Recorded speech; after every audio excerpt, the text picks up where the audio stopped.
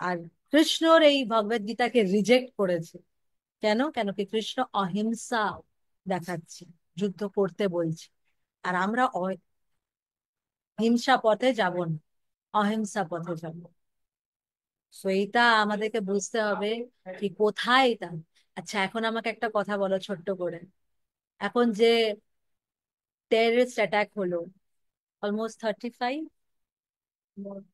এতজনাকে যে মেরে দিল, এখন যদি ভারতের প্রধানমন্ত্রী বলে, মোদিজি, আমরা অহিংসা করবো না, আমরা তাও ওদেরকে ভালোবাসবো, একদিন ভালোবেসে তো ওরা বুঝে যাবে, বুঝে যাবে।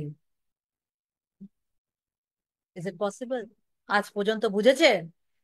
বুঝেছে? কতবার মৌকা দেব? এটা মূর্খতা।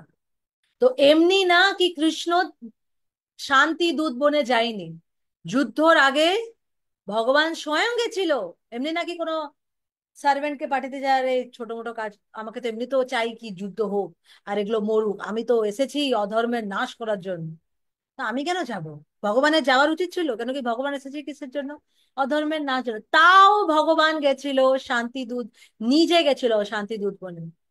কি দুর্যোধন, ডু নট ফাইট, যুদ্ধ করো না, ছেড়ে দাও, যুদ্ধতে কিচ্ছু রাখা নাই, শুধু ধ্বংস হবে, সবকিছু শেষ হয়ে যাবে, এত কিছু বলে এসেছে।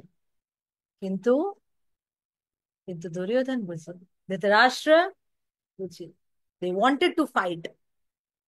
Similarly in that situation, তখন আমাদেরকে যুদ্ধ করার উচিত।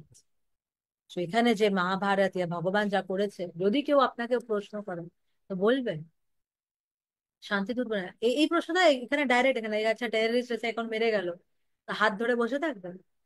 তো অমনি কাদেরকে মারতে বলেছে ভগবান, ওইটা তো দেখো অধর্মের নাশ করার জন্য এসেছিল।